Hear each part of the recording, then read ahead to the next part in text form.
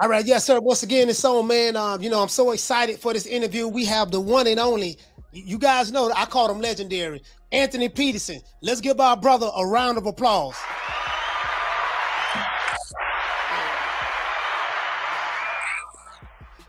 And man, talk to me, man. Talk to me, man. I heard some good. As a matter of fact, I'm talking too loud. I heard some good news, man. Talk to me, man. What's going on, man? Let the people know. Last time you was on the show, you was in the process of having a fight on the Tank Davis Hector Garcia undercard, and literally the day before the fight, you was told that you can't. The interview is. You can't have the interview. I mean, not interview. You can't have the fight. The fight got canceled. And right. Then, which was terrible. And then you had another fight set up on the BOK Prime card, but we know what happened with that. Adrian Broner had 3 opponents. Something mysteriously happened with one Red Cash. His promoter said he couldn't fight on the card. They found a replacement, Hank Lundy, Hammer and Hank. Come to find out he was suspended. He couldn't fight, wasn't allowed to fight. And then the third opponent was Michael Williams Jr. They even changed the venue. From the bigger venue to a smaller venue, and he ended up getting his jaw broken from according to reports in 2 places. So we know what happened with that, man. So talk to me, man. Man, all I can say is, man, this universe, is a bad motherfucker, boy. It's undefeated. You know what I mean? When they want something to happen, it's gonna happen, and when they don't want it to happen, it's not gonna happen. But out of the flip side of that, great things came out of this situation, because if I would have never went through, I went through. And you forgot to mention that before this went about, that Gervonta Tank Davis situation, January 7th of 2023. Right. I was scheduled to perform in DC October the 6th in 2022.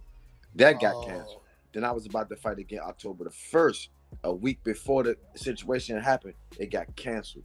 So I'm like, and I fled to LA, because I'm like, this boxing ain't working out for me. I'm going to go, stay with Rick for a little while, and get my acting career going, which is going very well. And we'll get to that, though. And I got a phone call. It was like, man, Tank calling y'all out. I'm like, to fight? He was like, nah. He's like, hell nah. He calling you out to fight on his card. Like, you and your brother. Like, but the way they presented to me, it's like he calling me out. I'm like, I ain't never ducking a wreck. Yeah. But at the same time, it's like, they like, nah, he calling y'all out because I always looked up. He always looked up to us. Tank was, a very bright kid coming up, very explosive. And times where we, looked out for him, as he got older through the professional ranks. But he called us out, and the January 7th situation supposed to take place. Didn't happen. February 25th situation supposed to take place. It didn't happen.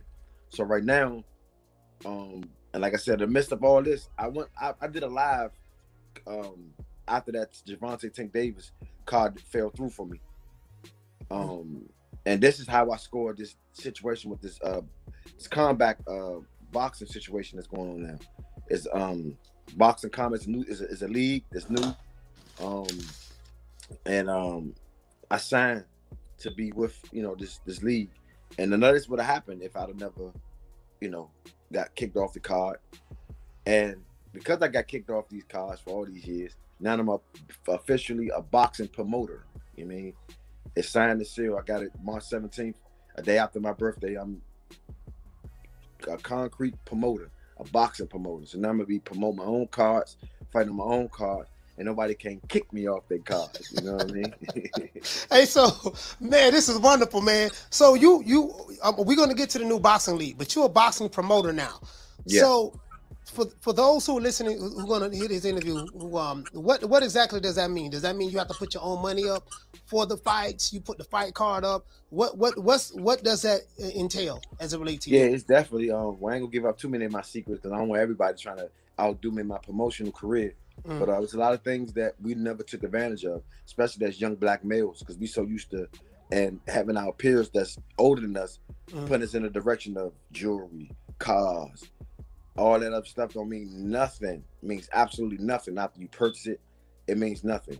But something like this, invest my money into something that I love and can help a lot of fighters come through and make a name for themselves without getting all hemmed up and hurt up and being suspended and being blackballed and all this type of stuff that I went through. I could definitely, knock a door down for them for they don't have to go through this bullshit. Because trust me, it's bullshit. If you ain't got your mind right, this shit will have you on some Kurt Cobain shit. You know what I'm saying? Like, blah. You know what I mean? But I've been dealing with this shit for 29 years ever since I was a pup. And, you know, I'm built for this. You know, going through what I went through outside of boxing. You know, it's pretty much the same thing. You know what I mean? Homelessness, foster kid shelter, all of these things back to back with no therapy. You know what I mean?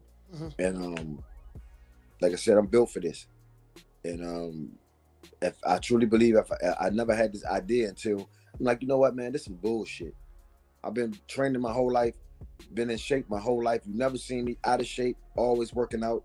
Never seen an ounce of flab on me. Not one time in my career. Never missed weight. Never did none of that wild shit. But it seems like I cannot sing my way in to get what I'm due for. You know what I mean? And I just believe that the universe was like, nah, and we want you to do something different. We want you to be a boxing promoter, and you can fight on your own cards, your way, however you want to do it.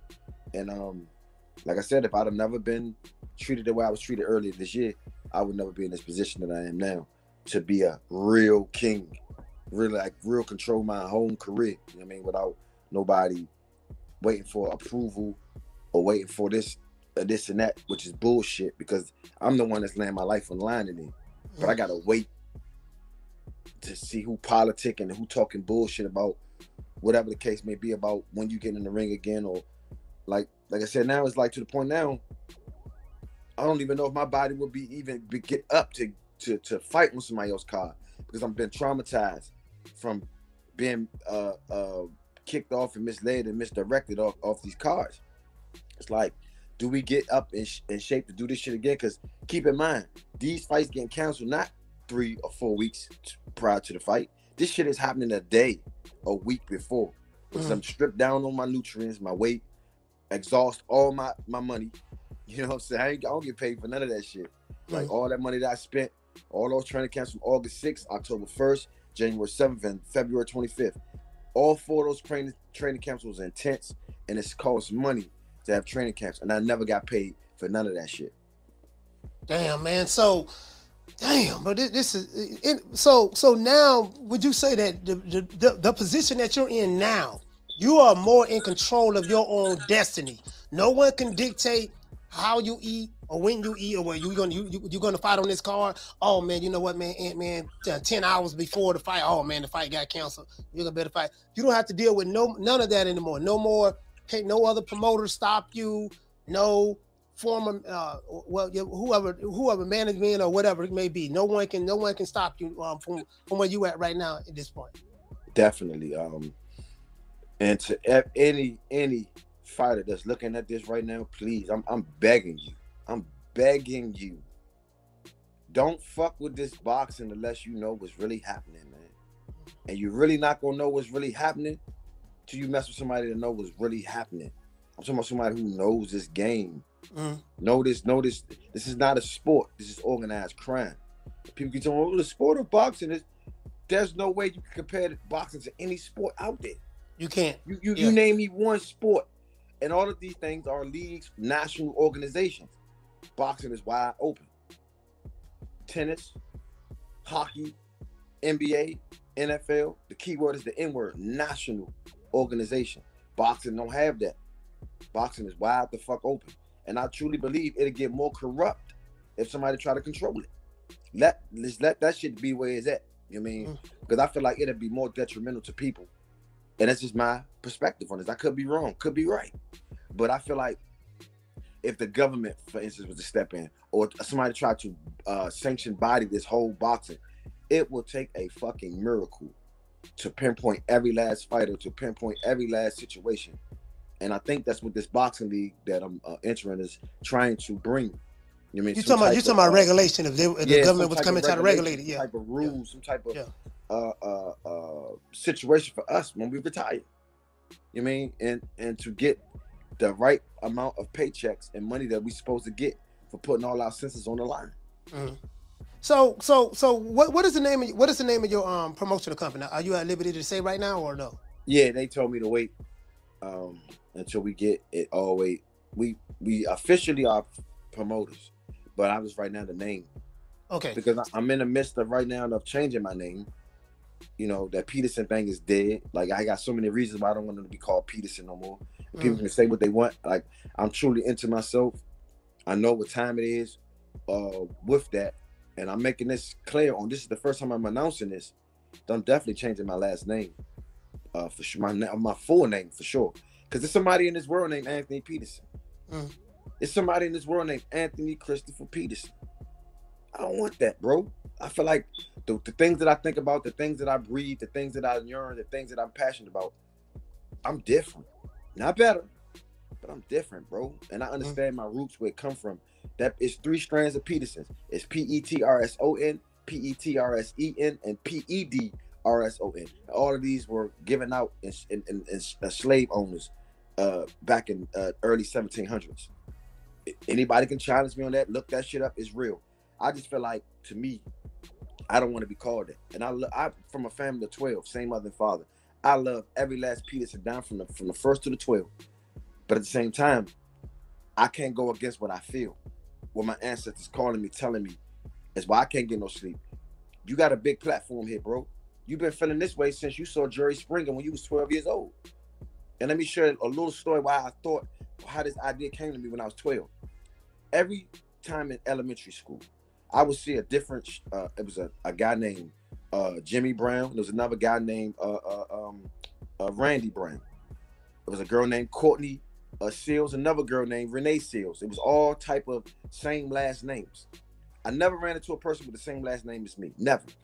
So we watching Jerry Springer. This is the time of like 97 when it was hot. Everybody was watching Jerry Springer for the fights. Yeah. So my sisters was in there watching TV. And they said, coming up next, we have Rob Peterson coming up. I was like, whoa, Rob Peterson. I finally see. In my mind, I'm like, do they have a little Anthony? Do they have 12 siblings?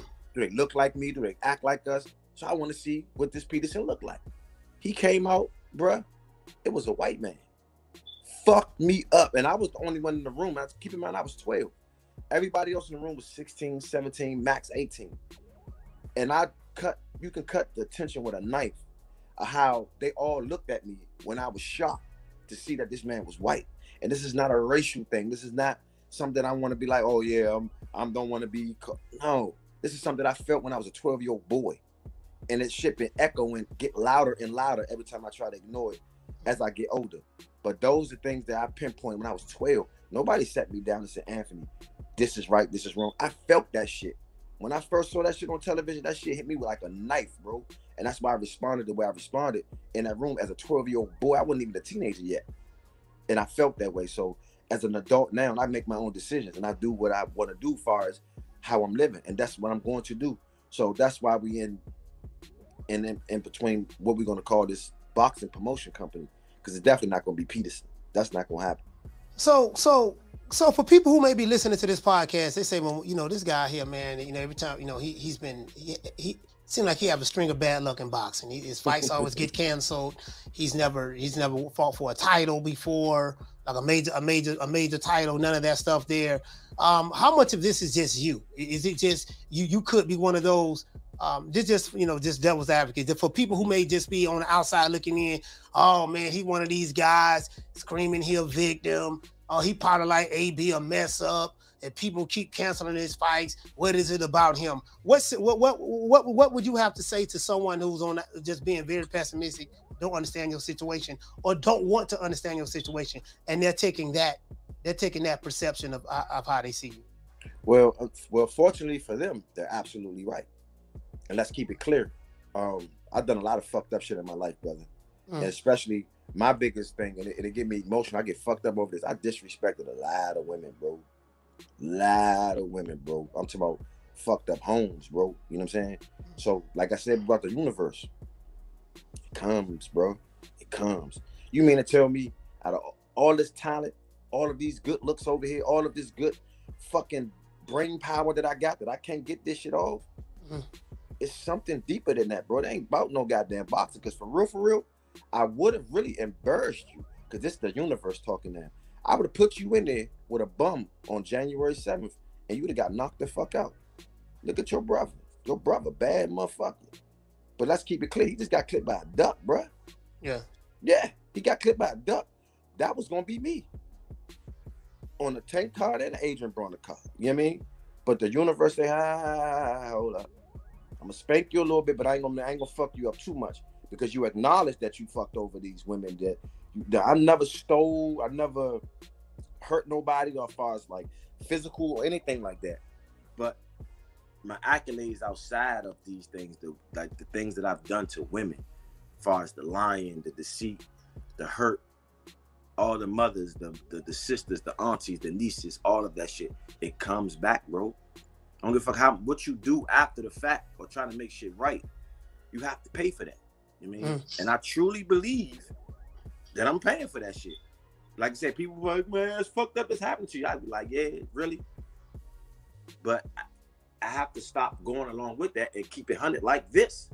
Bro, this shit is happening to me because shit that I've done. And it's cool. Like, once you find out what's going on in your life, you pick that out and you fix that problem. You know what I mean? I feel like right now, the things that I've done in my life, it came back and it got me. So just to be clear, when you say the things that you've done, not the things that you did in the sport of boxing, you're saying things that you did outside of boxing, yeah, which in essence affected the things that didn't go right for you within the sport of boxing. Oh yes, for sure. And like I say, when you know, it's a difference between a mistake and a choice. A mistake is something when you do something you don't know. A bad choice, when you know the consequences, you still choose to do that shit. It's a bad choice. I knew what was right and what was wrong, you know what I mean, in this situation. But I was so brainwashed and so fed that this is the way that black men are supposed to behave. You sleep and sex out all women as much as you can. The more sleazy shit you do with women, the more you'll be respected. And this is how I was raised. This is through social media, popular magazines, television, music videos, older siblings, older peers, regular peers. All of these things is imposed on you. It's like, damn, this is where we at now. But like I said, as I got older, as a 12-year-old boy, I knew certain things from the universe without any human telling me what was what. And that was one of the things that I already knew what was, was a fucked up situation. And I went along with it anyway. So imagine me getting all of these precious gifts when I did satanic shit to these women with the gift. You feel me? So this shit gotta get paid back.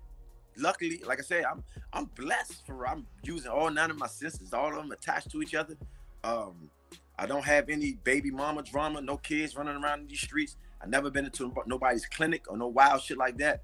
But at the same time, I have to pay back that bullshit I've done in my late teens, my 20s, and my early 30s. I mean, just because I'm living a good life, a sane life now, and trying to be more respectful to women and people, period.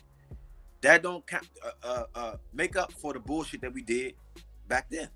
Right, that's a price. That's a price that has to be paid, no matter what it is, no matter how small or big it is. Yeah. I get exactly what you're saying. What's the name of this new boxing league that you're a part of? It's called Combat, the Combat League, I believe. With a C? Yes. I heard about it. Yeah, they got in contact with me and they told me. You say Combat League? Yeah, Combat League. I'm gonna look them up right now. Yeah, I just yeah, but go ahead, Ant. Go ahead. Yeah, they are real good people. They called out, they reached out to me, told me what the situation was, and I told them, like, look, bro, I'm gunshot right now. As far as this, fights about to happen, they don't happen. So I kept, of course, pointing the finger, but I had to look deep inside myself and see what was really happening.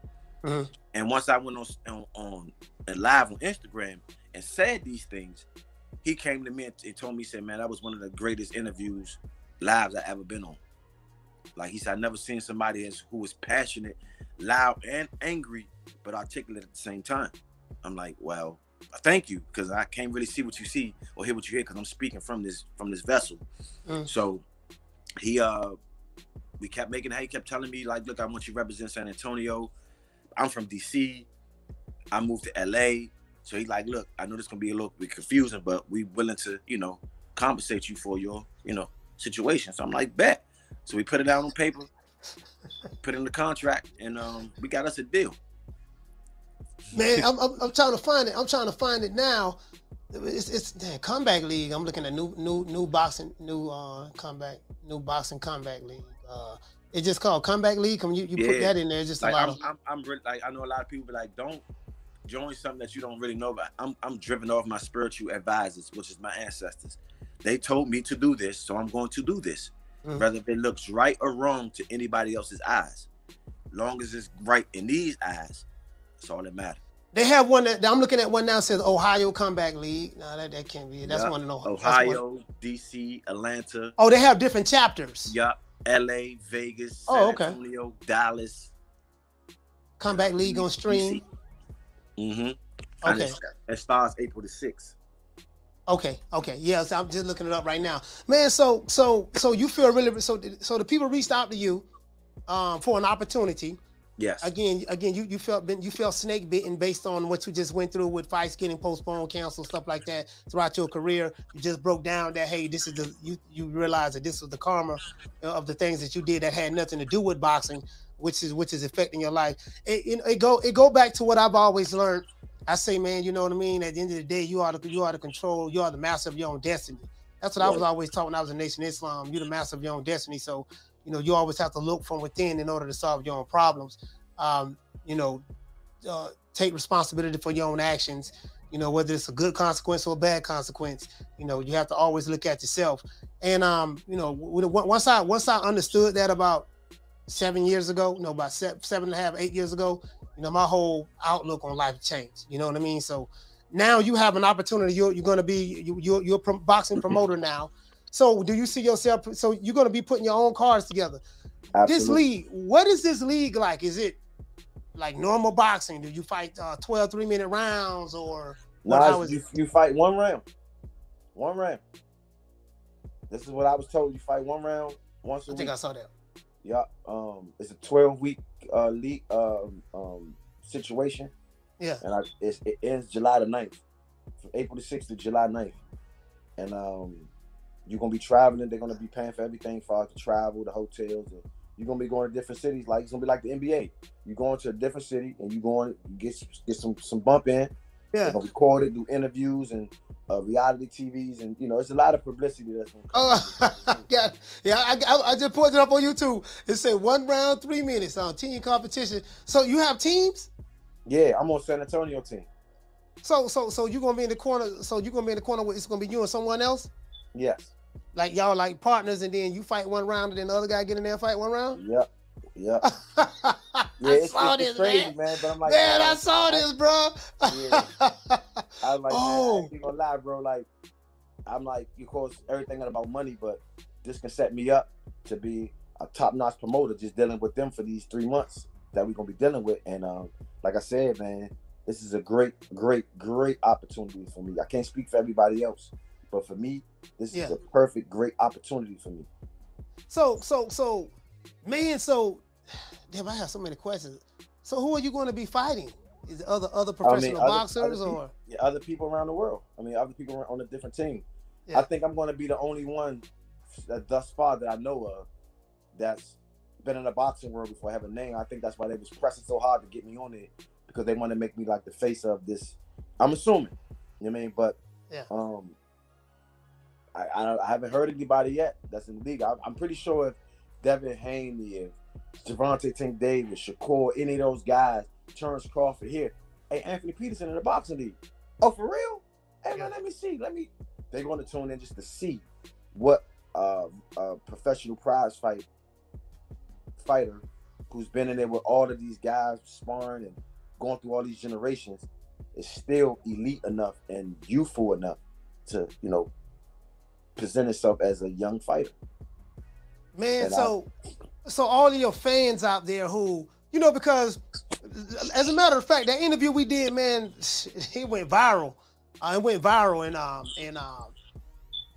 lot of people, they left so many comments. Like, bro, we have. As a matter of fact, I need to tell you why we live on the air right now. It's crazy, man. Brother, people. It's so many people was leaving comments, bro. We got like 500-600 comments. People just leaving. It was mostly a lot of love that people have for you. And for them to see that, man, things are going well for you now, especially from the last time we had you on the show. And it seemed like, wait a minute, this is March. You were just on the show January. And like, no, you just on the show January or maybe December, somewhere around that time. No, it was late. It was late January. Late January. Oh, yeah. Yeah, late January. Then next thing you know, it just so bro, it's amazing how everything just changed. You left DC, went to LA, stayed out there for a while. LA is very expensive. It's very expensive. Then now you're back in DC. So mentally, you have a boxing league. So you basically not a promotion company. So basically, you're gonna be doing promotions just with this new league, basically. Even in the boxing world as well. I got an official boxing promoter's license. Like I can go to Kentucky, I can go anywhere and promote a fight because I'm licensed to do that. So all I gotta do is come up with the money. You gotta pay the commissioner. You gotta pay the commissioner the money. You gotta pay the EMT, the emergency people. You gotta pay all the fighters. You gotta pay all of the referees. There's a lot of pay you gotta pay, but you will get your money back on the back end once you the tickets and you know, man, Rick is a straight hustler. You know what I mean? Rick Ross is a straight hustler. We're gonna be hustling t-shirts, bobbleheads, all type of trinkets that people can buy to say I was there. You know what I'm saying? Like I said, and these fights that I'm gonna be throwing ain't gonna be no local jive. And no disrespect to none of the locals. I'm not saying that your shit is local jive. I'm just saying that when I bring mine, it's gonna bring celebrities all across the world to this one small city that we're from. It's gonna be celebrity-fied out. Why? Because Rick Ross. That was the whole goal, was to bring Rick in to substitute for all the things that they wanted me to do outside of me, which calling people out and going and do some shit that go viral so people can pay attention to me. Going viral for some shit that's violent or negative. You feel me? There's never no shit. When I go to elementary schools, high schools teaching sex education and irregular eating habits, nobody say shit. I don't get no. You get 1 or 2 props. And I like what you're doing with the kids, whatever. But if I go in there and post a celebrity or show a knockout or whatever the case may be, 365 comments, 17,000 views. You know what I mean? This is like that's the way the world is right now. You know what I mean? Yeah, that's the way it is. So I brought Rick in because your favorite celebrity is the celebrities of Rick's. So all these celebrities that you like, that you adore and love, they look at Rick like a celebrity. Yeah. I know that. I know that firsthand. I was what was that? I thought that was him texting me now. That's why I'm looking at the phone.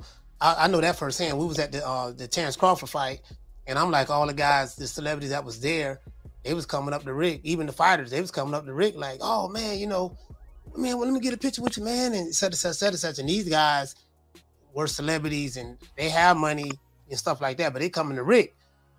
And so I witnessed that firsthand. Right. I was like, you get what I'm saying? So and even people who don't know him personally, they know of him because of just Vlad TV interviews, the TV show Snowfall. You know what I mean? Even that's though how I met him. I met him on Vlad TV. Yeah. I was scrolling on the YouTube and I seen Rick Ross. I'm like, is this an old man trying to be a rapper like Rick Ross? I said, I was tuning in to get some comedy out of it. To laugh. I'm like, I'm gonna laugh at this old dude for trying to use a rapper's name. He trying to rap. But I looked and I'm like, oh, they start, giving me the information of what this dude was about and what he was doing. I'm like, oh, then I said, oh, that's the original Rick Ross they was talking about. That's a real Rick Ross. That's not my world. You know what I mean? Yeah. So I'm laughing at the situation. In a couple of months, I meet him, and he knew he came to me, and said, hey, and he said, hey, Mr. Peterson, and I was like Rick Ross came to me and said, hey, Peterson, how you doing? Like, blew my mind. Then a couple of weeks later, we hooked up, and I came to LA for an acting situation. And like I said, he even said in all his interviews, he thought it was just about to be some typical boxing mind type of shit like, yeah, I go in there, knock motherfuckers out. I'm a hardcore dude. I work hard. We talk nothing on boxing. Once I opened my mind up to him and talked about life, he said, oh, hell nah. We friends for life. He said, and like I said, I came there for an acting situation. He kidnapped me. He ended up kidnapping me and taking me with him. And the rest was history. I went up there to do an acting, to audition for an acting job. Yeah. But he ended up kidnapping me in Compton, California, in the tennis court where the Williams sisters used to play at. Yeah. Facts. Yeah. He go there. Yeah, that's where he be at with his daughter. Yeah. Man, so now you have, man, this is amazing. So now you have an official promoter's license. Yes. You putting your team together? You have a team already, or? Yeah, I already have a team, and that's my team who helped me build this. It wasn't just me just saying, you know what, fuck it, I'm just gonna get me a promotion team, group, or whatever. They literally, came to me and told me like, look, this is the idea. This is what you got to do to get it. Be patient with us. We got you. And the process was real easy. You know what I mean? Appreciate it, bro. No problem. You do the same. Yeah, the process was real easy for sure. And yeah, I'm like, the only thing that I was bitter about was like, why didn't I been doing this shit? But like I said, the people who was leading me, who I was following, didn't have this type of vision. I mean, it was just going in, fight, fuck some shit up, and go hard and be that dog and do this and do that. Nah, it's bigger things behind this. You notice how all these fighters, even from Canelo Alvarez to Gervonta Tank Davis, you notice once they start getting up there, you start seeing them slipping their own promotion group in it. Yeah. You know what I'm saying? Like, it don't matter what stage you start on. The matter is you started. And when you start, that let people know, like, I'm a businessman. At the end of the day, you can't, when you got that promotion, like that thing behind you as a fighter, these other promoters know they can't fuck with you. And that's what that, I just learned that just now talking to you. Like, these promoters not gonna fuck with you. If they know you're a fighter and a promoter, they know its limits. Yeah. I noticed because of, you know the game. You peep game just like how they peep game. I noticed. It was amazing you said that, because I was talking. I was in Omaha, Nebraska, talking to Terence Crawford. He has his own promotion company as well. Right. He's not a dumb guy at all. And some people think he is. He's far from that. And then, like you say, Tank has his own GTD promotions. I was listening to an interview. Tank said he don't see himself fighting too long. I think he wants to start promoting fighters later on down the line, because and maybe he can navigate some of them through maybe certain pitfalls that he might have fell in, just coming in the game and stuff like that. Right. What do you think about? You've been knowing Tank since he was a young one. What do you think about him, between him and the Ryan Garcia upcoming fight? I think he's gonna hurt Ryan real bad. I just don't think his body's mature enough physically to fuck with Tank right now. I think Tank reached all his physical attributes, all his mental attributes. Normally around from 28 to 30, the elite fighter, a pound for pound fighter, that's when Mayweather fought Gotti. That was like his come out, like you could see. His come out, yeah. This motherfucker is shit. Like he can't be fucked with. Terence Crawford, same situation. Earl Spence, same situation. Like all the fighters you've seen come through that's making noise over the years, they normally peak out about from 27 years old to 31. And I truly believe Tank now, especially just coming fresh off a fight, Ryan Garcia having fought. The more when you take a fish out of water, the longer they stay out, the worse it's gonna be for them. Right. You can eventually die.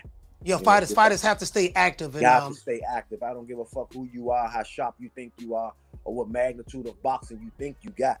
You stay out that ring long enough, the motherfucker gonna get your ass, and that's facts. And the crazy part about it, I was in San Antonio, and with Kid Austin. I'm in San Antonio, and talking to him, talking to Davies, and there was a lot of Mexicanos at the gym. I was at Robert Garcia's boxing academy in San Antonio, and there was a few Mexicanos in there, quite a few Chicanos in there. One guy, that kid was sparring. He was from Argentina, and so you would think, okay, all of these guys are, Latino, Chicano, stuff like that. Yeah, they gonna pick Ryan Garcia. When I asked everybody in there, just one-on-one, who do you see winning this fight between Ryan Garcia and Tank Davis? Every last one of them said Tank Davis. Yeah. And I asked why. It's like, man, they say Ryan ain't, Tank, even though Tank hasn't fought those top elite guys yet, but we know he has that talent, that skill set. They say Ryan has too many defensive deficiencies. He leaves his chin in the air. Back straight up like an ironing board. Yeah. And, I just feel like even if he developed defense over this period of time, I don't think his body is developed. And I'm just assuming from afar, his body is developed enough to take that grown man shot from Tank at this point. Now, eventually, maybe when he turns 27, 28, or he can. But right now, I just think it's too soon. It's like when they put Canelo in there with Floyd. It was too soon. Too soon. Timing. I'm looking at it, I say Tank got the better footwork, his timing. Ryan Garcia has, you got to have an elite jab when you're dealing with someone like a Tank Davis. Right. When I say elite, I'm talking about like a Larry Holmes, right. Lennox Lewis, Terence Crawford, Errol Spence. Is unbelievable. Yeah, and Ryan Garcia, for as tall as he is, he doesn't have a jab really like that. He just he flicks it, but he is mostly, he likes to throw the check hook. If you're coming in, and he'll drop the right cross on you, but he doesn't have an elite jab. You know what I mean? I'm like, man, you're gonna need an elite jab fighting Tank. You're gonna at least need that. That's for sure. And so that's the way I see it. So, man, what's going on with your brother? Ant, what's going on with Lamont? Lamont is, of course, Lamont is deep into the spiritual realm of himself. He's my coach. And he's going to definitely get in with me on this promote together. Lamont is more of a manager, more laid back. He's more reliable, more professional, and more organized. That's why he will be a manager. Me, I got the mouthpiece, I got the swag, I got all the stuff that comes with being a promoter, the trimmings that come with it. I feel like that's my lane, and I feel like the next 5 to 7 years, me and my brother together going to train more world champions than any fighter, that any coach ever did together for us brothers in boxing history. I truly believe that. And the timing is everything. Because you just remember when Roy Jones was running the show. Yeah. HBO. Yeah, I remember that. And then like I said, it everybody time is up. You know what I mean? And when it's up, it's up. You gotta appreciate that and accept that.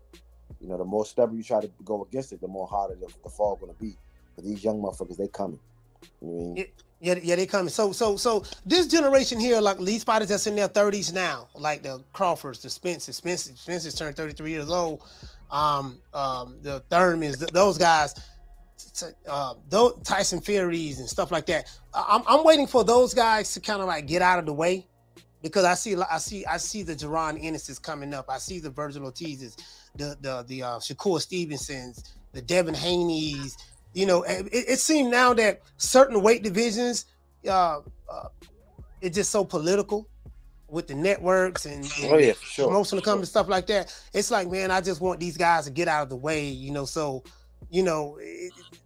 because certain fights that are not happening and. This, and all this stuff there that should happen. And it just, man, I just feel like, I'm not saying it's going to change anything as related to boxing, but, I just feel like a lot of those guys, they're the old guard. It's time for the old guard to go, and with that, for them to go, they got to get knocked off. Because they both stubborn. They both oozing with confidence on all levels. And normally, like in the Lions world, the young lion got to come and take that. Yeah. The older lion try to hold on as long as they can. Yeah. And they'll stay as long as they can because they got that pride. That's why the lion's pride. You know what I mean? And it's up to the youngsters to come take them out. Just like Terry Norris came, took Ray in the ass, Ray Leonard. You supposed to have been left. Yeah. Okay, you don't want to leave? We put this youngin in there. We'll give you your pink slip for you. Yeah. And that's how that happens. So the promoters, they hook up with each other and be like, look, this how you talk. Like, look, I want his ass out the way. They will orchestrate something to make it put you in a corner, a trap where they're like, oh, you can't go nowhere now. You got to fight this young boy, and then fuck with your pride. You scared of this young boy? You put him in the ring right now. I show his young ass what's going on, and get in that ring and be a whole different story. Oh, them still your body ain't you ain't that young guy no more. That's over with. Larry Holmes was didn't want to get out of there. Tyson did what? Get your old ass out of here. Muhammad Ali didn't want to leave. What did Larry Holmes do to him? Get your ass out of here. Yeah. Ray Robinson. That dude that hit him with his last shot couldn't even punch his way out of a wet paper bag. Hit Ray Robinson right in his chin. Down he goes. Yeah. It's the law of nature when it comes to boxing. It's have to happen. These fighters, a lot of these old fighters, like you say, these old fighters, man, when the fighters get older, they don't want to let it go. And it's like, bro, it's time now. And the pride gets like in there. You still got it. Yeah. You think about it. But the physical, it's gonna be a second. It's the line ain't gonna be off. You're not gonna be in sync with your physical, emotional, spiritual, physical realm. You're gonna be your spirit gonna be real high, your confidence gonna be real high, but your physical gonna be low, and your emotions gonna be in between. So you're gonna have that seesaw battle. And while you having that seesaw battle, he operating, he working. Man, hey, you know the crazy part about it is, you know, I'm listening to you, right? And I'm like, man, Ant said some real stuff, because when I'm thinking about fights that we've seen in the past where the fighter just fought one too many. You know what I mean? He fought one too many, and he didn't want to let it go. You know, like Teddy P said, you got to let it go. They didn't want to let it go. Let it go. You know, then the young bull get in there. Then, you know, they was once that guy. But what I love what you got going on now is it seemed like you in a different place. Your spirit seemed rekindled.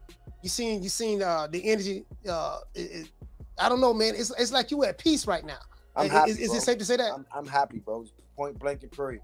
And I'm happy because I can control my own fucking life, not my career. Yeah, my life, bro. When I couldn't control my career in boxing, I couldn't control my life because boxing was my life. Mm-hmm. So now I'm in a position now to do things I want to do. And people were always like, man, why you ain't calling this person out? Slim, it takes money to call a motherfucker out, bro. You got to travel to the city to them fights, plane tickets and hotel rooms and boxing match tickets and all this stuff to roll up on these men. Nobody gonna take you serious. You in the house on the couch and say, yeah, I'm trying to see such and such. I'm trying to fuck you up. I be like, man, you looking for a paycheck. Get your old ass out of here. But if I'm showing up to these press conferences, to these fight venues, suited and booted, looking like I'm serious, oh, they give you a shot. But now they not about to give you no shot because you got 3 strikes against you. First of all, you black. Secondly, you got a hit and not be hit style. You're not TV friendly. And lastly, you don't have no fan base. You have 14,000 followers on Instagram, Holmes. I've heard from fighters from their own mouth that I was on the phone with that's doing their thing now. I'm not fighting you, bro. Get your followers up. Get your money up. And then we can talk about that shit. This is the reality of it. Wow. Fucked me up, bro. I'm like, damn. Like all this, like you watch me coming up. This is how you talk to me. Like, nah, just keeping it 100. Yeah. Get your followers up. Get your money up. Maybe we can talk. So we can discuss something. But until then, only thing I'm getting from you is an ass whooping. I'm not getting no notoriety. I'm not getting no money. I'm not getting no type of. Only thing I'm gonna get is, oh man, you supposed to be this. Man, Peterson ain't 40 years. Peterson old. Peterson this. Peterson that. You ain't gonna get no real props from that. But see, on the flip side of that, now we got grit. We got celebrities barking my name. We got celebrities reposting me. We got celebrities bringing more value to my likes and views. So now people will be like, just like when I don't know if you ever seen Troy, when Hector was begging Achilles to fight him. He was like, fight me. He was like, nah. He said, why kill you now, Prince Hector, when nobody here to see you fall? You understand what I'm saying? Like, I want the world to see this shit. Yeah. Because I need them to know who the man is. But if nobody see this, what are we doing? They can say anybody clip it. But I want the world to see what I did to you. Because you so-called the best, the pound for pound king or whatever the case may be. I'm going to put you on the front center stage and I'm going to decapitate your ass in front of the whole world. And I'm the man now. That's how that works. Oh, I get it. Yeah, I get it now. Yeah, that's a great analogy. I'm like, oh, okay, yeah. That's a great analogy. You're right about that because someone fighting you is high risk, low reward. And it's like, man, what you fought him for? You know what I mean? Right. Like you didn't, you doing him a favor, and right. And me as a promoter, I'm keeping my fighter away from an Anthony Peterson right now. The fuck? I'm not letting him. Come on now. Like you said, bring me something to the table that my fighter can earn some type of substance from either if he lose, I say he lost to a dude with all these views, and people who seen him lose gonna watch me and then watch my next fight. So now my likes and views go up. But if all we getting is a lesson and an old man beat your ass, this is not good for the team, bro. Cut that fight off. We ain't taking no fight. We'll fight with Peterson. Nah. Hey, and so, man, I'm so happy right now, bro, for you, bro. Like, man, this is phenomenal news. So you have your promotional company. Yes. You with the new boxing league. They fight Absolutely. one round. They fight 1 3-minute rounds. So you're going to be promoting with them. But not only that, you're going to be promoting with not only just in that league, but just you have a promotional license period to throw on any events in boxing. Definitely. So you can pay for your own, put your own cards together. Own cards together. Everything. Everything. The commissioners, I got a good relationship with all the commissioners. Never missed weight or did no wild shit to make them be like, if you need any, you know what I'm saying, I'm just throwing that out there. I'm telling you right now, need anybody to commentate any of your fights later on down the line, holla at me. I got you, bro. Holla at me. Holla at me. I love this box. I love this boxing stuff, man. I'm talking about, man, and yeah, definitely holla at me, man, because I'm really excited, bro. I'm real happy. I'm like, man, this came out of nowhere. I was talking to Rick. He said, man, you need to get in contact with Ant. Ant, everything good right now with Ant, man. I said, for real? He said, bro, the man, as he says, as a matter of fact, I'm not going to say nothing. Starting his own, he a promotional company now, got his own promotional company. He says, as a matter of fact, I ain't going to say no more. You just called him. That's what he told me. Mm-hmm. He said, you just called him, man. Hey, so let everybody know how to get in contact with you, bro. You know, anybody who, because every time you upload something on Instagram, I get an alert because I turned on all of the notifications. Whether it's a reel, whether it's a video, what post, it doesn't matter. I get all the notifications. So I appreciate it. Let everybody know how to get in contact. You can reach me on Instagram, Peterson Anthony 808. You can reach me on Facebook, Anthony Peterson as well. My Twitter will be out next week, along with my TikTok. And just, man, look out for me because I'm coming. And I'm going to do some historical shit because it's never really, you can't really pinpoint in boxing what somebody about to pull off what I'm pulling off right now. At this age and what I've been through and what I pulled off. Right. It's Hall of Fame type shit. You know what I mean? And I'm so ready. My ambition right now is through the roof. And I'm taking no shorts. Like I said, if you hating on me, you got problems. Because I'm a person that you can learn from on so many levels. Foster care, homelessness, shelter. A lot of things that I won't even speak on now, but when my book come out, Later Tale from 1 to 12, that's going to be something, I'm going to have a book and a documentary. The documentary is going to be 30-30-30, and the book is going to be Later Tale from 1 to 12. And let me give you a little update on what I mean by that. Later Tale from 1 to 12, it can be on so many levels. You can later tell from 1 to 12 through school, the 1st grade through the 12th grade.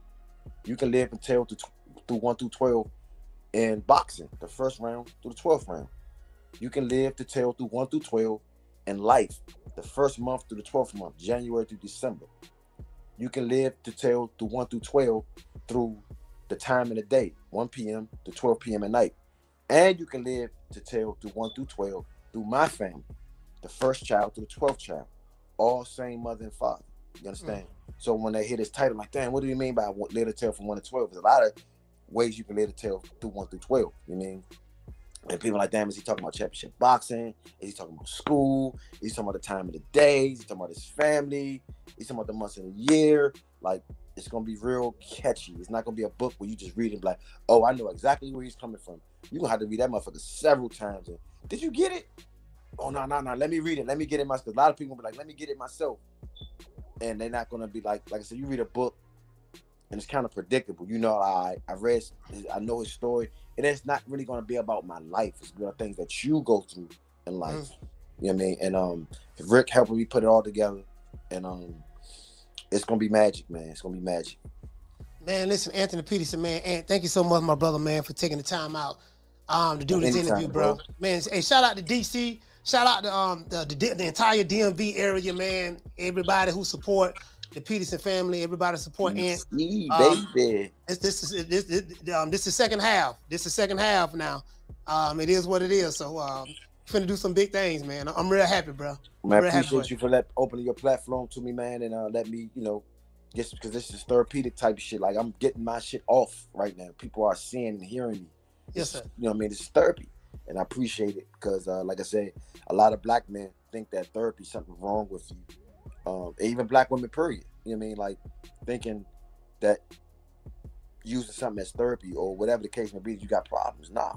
I mean, we all got problems, but I guarantee you, if you put your problem in a bowl with everybody else, you'll be quick to snatch your problems back quick if you grab somebody else's problems. Yeah. You feel me? Like, give me my shit back. I want my problems. You know what I mean? You know what I'm saying? So, listen out for me, man. And we coming, man. We coming with that revolutionary spirit. You know what I mean? My ancestors that lead me is like Bob Marley, Tupac, Fred Hampton, Muhammad Ali. Those type of guys, run through my spirit. So I might say some shit that be off the wall sometimes, but that's not coming from me. That's coming from my ancestors that breathed through me, that I watched, was entertained by through education and stuff like that. So that's why I'm at with that. But Peterson Anthony 808, Instagram, follow me, and thanks for having me on. And it's always love, bro. Yes, sir, man. Salute, man. Shout out to Ant, man. Anthony Peterson, man. Y'all subscribe, follow my brother, man. It is what it is, and it's a hell of a thing, man. I'm gonna get you back on the show, Ant. Thank you so much, brother. Let's give him a round of applause. Let's give him a round of applause, man. Get Ant a round of applause. Yeah, man. Yeah, man. Hey, man. Again, man, that was a wonderful interview by Anthony Peterson. I'm so happy that things are going well for him, guys. This is beautiful. This is very, very beautiful, man. I love to hear like a rags to riches type story, and this is truly a rag to riches type story. Hell, just in January, we was talking about, man, he got another fight got canceled, and then with the BLK Prime, and then now financially he's in a different space. Now it's amazing how things just turn for you. You know what I mean? And again, when you start looking deep within yourself, you get opportunities to solve a lot of problems, see exactly why are things happening in your life, that may be perceived good or bad. You know what I mean? Sometimes the best thing that happen for you in your life are the things that don't happen. You know what I mean? Sometimes the best things that happen to you in your life is the things that don't happen for you in your life. You get what I'm saying? It is what it is. Y'all remember that, man. Once again, this song is our boy Coach Malachi Williams signing out. True Media Today, USA Boxing. Shout out to my brother Anthony Peterson, man. Man, I'm out of here, bro. Let's go.